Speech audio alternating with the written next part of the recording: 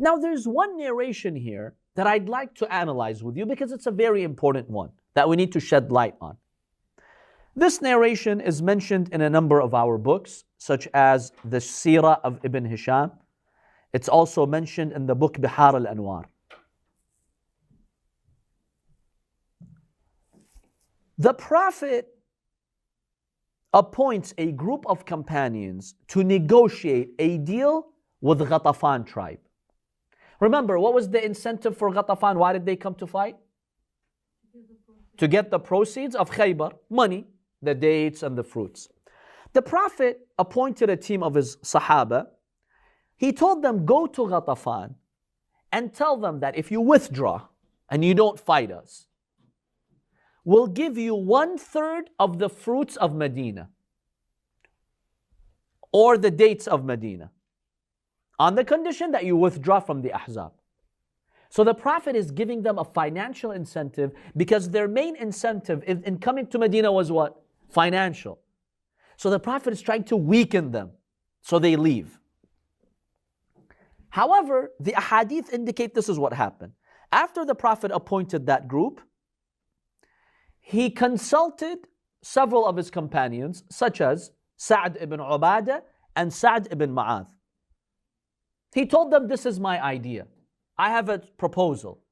Form a team, go to Ghatafan and tell them, look, leave, don't side with the Ahzab, withdraw, and we'll give you 1/3 of all that we have in Medina. They had a problem with that. Sa'd ibn Ubadah, Sa'd ibn Mu'adh, they had a problem. They told him, Ya Rasulullah, if this is an order from Allah, revelation, Jibrail's telling you, God is saying that, okay, we can't say no to God. But if it's your own opinion, your own suggestion that we go and negotiate with them, we'll have to say no. And we'll tell you why. When we, the people of Medina, see who's Sa'd ibn Ubadah and Sa'd ibn Mu'adh, who are they? The leaders of the Ansar, the leader of the Khazraj and the leader of the Aus. They told him, Ya Rasulullah, when we were pagans before Islam, we didn't let these low tribes make such a deal with us and to suck our resources and take our fruits. We never let that happen before we became Muslim. Now that we have honor and power and glory and the Prophet is with us, now you want us to negotiate with these enemies? No, forget it. Ghatafan is getting nothing from us except the sword. We're not giving them anything. So if it's by godly command, okay, we'll accept. But if it's your suggestion, no, we don't like that. The Prophet told them, okay, it's not by divine commandment, it was my suggestion. But I'll tell you the reasoning. My reasoning is that I saw that you became the target of the Arabs and they've surrounded us to fight you. And I don't want them to attack you from all sides. So I thought that we could avoid this problem by creating a rift in the Ahzab, give them the financial incentive, they're going to withdraw, you won't be harmed. That's why I made the suggestion, to protect you people, so you don't die, you the people of Medina. But that's fine. So the Prophet had ordered a negotiation to be drafted in a letter to be taken to them. He told them, okay, we don't have to proceed, so they deleted that letter. Basically, they erased it. This is what the hadith states. Now we'll analyze it. Yes. Correct me if I'm wrong. I understood whatever the Prophet said was from Allah. He never said anything from his own self. Right. We have several observations about this hadith. It's mentioned in several of our sources. Assuming the hadith is true, how do we make sense of it? Can we justify this whole incident that happened? Let's shed some light on it. Let's share some thoughts. Number one thing we conclude from this hadith is that some of these companions, like Sa'd ibn Ubadah, didn't really have high faith. They had faith, but not high faith. Why? Listen to your Prophet.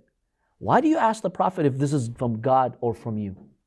Respect Rasulullah, even if it's his own Suggestion. Let's say Allah authorized the Prophet to give his own suggestion where he sees fit. Respect that. And subhanallah, we shall see later, inshallah, in the future, at the Battle of Hunayn, Sa'd ibn Ubadah does the same exact thing. When the Muslims achieve victory, they take the spoils of war, like the camels. Usually the Prophet divides the spoils of war amongst who? Who gets the spoils of war? The combatants, those who fought. Those who didn't fight, they don't get anything. If you fight, you get the spoils of war. The Prophet takes the khums, he decides what happens with it. The 4/5, he gives it to the army. The Prophet does something unusual at Hunayn. Instead of dividing all those camels and swords and whatever it was a huge battle, Hunayn. The Prophet takes most of the spoils of war and he sends it to the Meccans, Abu Sufyan and others, and he gives them loads of camels. This is before the conquest of Mecca, paving the way for them to accept Islam finally. So the Prophet enters Mecca triumphantly, and it worked. The Prophet wants to reduce their enmity, so he sent them all those gifts. Sa'd ibn Ubadah, the leader of who? The Ansar in Medina, he stands up. This is at Hunayn. Similar scene. He tells him, Ya Rasulullah, if this is from God by divine command, okay, I have to be quiet. I can't say anything. But if it's your decision, we reject that. You give all the spoils of war to who? To those Meccans who fought you, who drove you out of their home. They challenged Rasulullah. Remember, they have faith, but not high faith. Was that ayah already revealed in the Quran where it says that, Allah says, the Prophet doesn't say anything except... Yes, that's in Surah An-Najm. This was revealed before that. That's the thing. Allah's trying them. But sometimes when you're in a battle and you lose all those spoils which you had your eyes on them, you forget. Shaitan plays with your mind. The Prophet heard that from him. The Prophet told them, weren't you the people of Medina fighting each other for like centuries? And through me, Allah united you? Through me, Allah increased your rizq and barakah? Through me, Allah gave you security. Through me, Allah gave you guidance. Through me, Allah gave you a government. Now you come and object to one thing that I did. The hadith states the people from the Ansar, they started to cry. They felt ashamed. Like after all this, we challenged Rasulullah. It was not nice. It was something shameful to do. When the Prophet saw them crying, and the Prophet saw them so ashamed, Allahu Akbar, look at Rasulullah. You know those true mu'mineen, they're so sensitive. Even when they make you feel ashamed for doing something wrong, they feel uneasy, they want to make you feel a little bit better. You know, sometimes you rebuke your loved one or your friend for something they did bad. And then when they feel ashamed and they apologize, you don't want them to feel too terrible, right? The Prophet told them, so they kept quiet. They didn't know what to say. The Prophet told them, speak, respond to me. They told him, Ya Rasulullah, we don't have a response. What are we going to say? We can't respond to what you said. Everything you said is true. The Prophet said, no, you can also respond to me by saying some things. They told him, what can we say?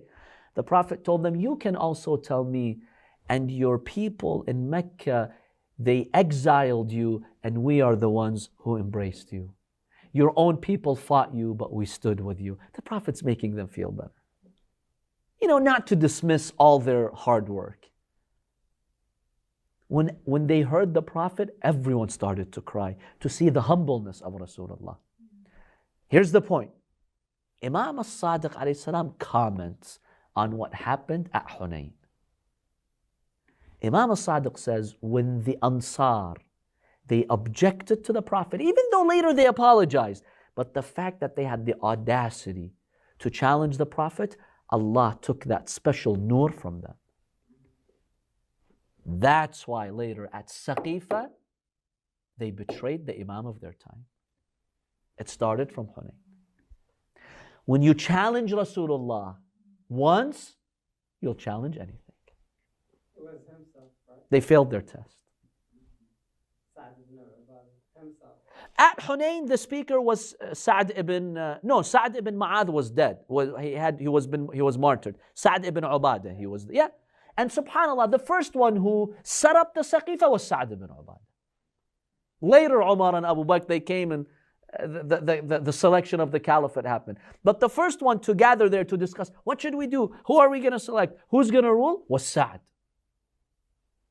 See, because of dunya, camels, spoils of war, they lost that high test. And that's unfortunate. When you challenge Allah 1% in your heart, you weaken your faith. Never do that. The true believers are those who accept wholeheartedly, even if it's against their own personal temporary interests. So this hadith demonstrates to us, before Hunayn, at Ahzab they did that too to the Prophet. So it seems like they had a habit, not just once. They've done it a few times. How do you challenge Rasulullah? You're putting your life at risk, defending the Prophet. How do you say that to him? First of all, the Prophet, everything he says from Allah. Secondly, even if the Prophet is giving his own suggestion, Allah authorized them to do so. At least respect the intellect of the Prophet, respect the wisdom of the Prophet. If the Prophet has a suggestion, accept it. So that's one observation. Now, why did the Prophet suggest this and then withdraw from his suggestion? It seems that the Prophet suggested this to show that he's concerned about the Ansar. He's telling them, look, let's make a pact with Ghatafan to avoid further confrontation. Let's solve it peacefully because I care about you guys. I'm not a man of war. Don't think I've come here to shed blood. So even though the Prophet knew they were not going to accept his suggestion, but it was his way of saying, I'm not a man of war. I want you guys to live. And that's nice coming from a leader. If we can avoid this through money, let's do it. It makes sense.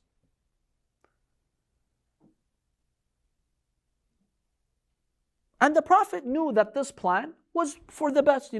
Imagine if they paid Ghatafan that amount of money, they came and they would have been a staunch ally of the Muslims. Imagine how much faster Islam would have spread. Put these observations on one side. Here's my main observation. When we examine the text of this hadith in Bihar al-Anwar and Seerah of Ibn Hisham, it seems the Prophet made this suggestion, the proposal to negotiate with Ghatafan before Amr was killed, not after. Some people may have misunderstood it, that the Prophet, after Amr was killed, he said, let's now negotiate with Ghatafan so they leave. No, if you look at Bihar al-Anwar and how it narrates the event, and also Seerah ibn Hisham, which is a Sunni source, it's very clear the Prophet made this negotiation when the Muslims were concerned. They had, the enemies were surrounding them. This is before Imam Ali struck Amr. The Prophet said, let's cause rift between them. Let's avoid this. Not after. Why did the Prophet do that? The Prophet knew that the Muslims put Imam Ali on the side. All the others were no match for Amr and these other guys. And it's going to be a big day of embarrassment. The Prophet's telling them, look, I know you guys want to fight, you want to defend me. May Allah bless you for that, but you guys are not up to it. Let's negotiate with Ghatafan. Let's lure them with 1/3 of our fruits in Medina. If they leave, then we have a match. In other words, the Prophet is indirectly telling them, I can't count on you guys. But he's saying it diplomatically, in a smart way, without putting them down. Let's negotiate with them. See, when do you say let's negotiate? When you know your people are not up to it. But if all of them were warriors like Ali ibn Abi Talib, why negotiate? These enemies give them a good lesson. The Prophet is indirectly telling them, you guys are no match. And exactly that's what happened. The Quran describes them. You started shaking. You started having doubts in Allah. Your hearts leaped into your throats. The Prophet didn't want them to be in that embarrassing situation. So he made the offer. They rejected? Okay. You guys rejected my offer? Let's see what's going to happen. And they all failed the Prophet. And Allah sent Imam Ali alayhi salam to save the day. So even though the Prophet knew that they were going to turn down his proposal, the reason why he made it, to prove to them that sometimes you guys are not up to it. Ali is up to it. I wanted to avoid this because it put you in a humiliating situation, such that a verse in the Holy Quran documented your fear and weak faith. Until the day of judgment, we read this verse in the Holy Quran. زَاغَتِ الْأَبْصَارِ, your eyes couldn't see anymore. Allah's talking to these companions. وَبَلَغَتِ الْقُلُوبُ الْحَنَاجِرَ, and your hearts came into your throats. وَتَظُنُّونَ بِاللَّهِ الظُّنُونَ, you started doubting Allah. Allah exposed them until the day of judgment that they had that weak faith, unfortunately. The Prophet wanted to avoid that. They insisted, Yallah, it's your fault. So the Prophet made the suggestion, according to the sources that we have, before Amr, not after Amr. They disobeyed the Prophet, meaning they didn't take his proposal. They put themselves in trembling fear. And then Allah saved the day through Imam Ali ibn Abi Talib alayhi salam.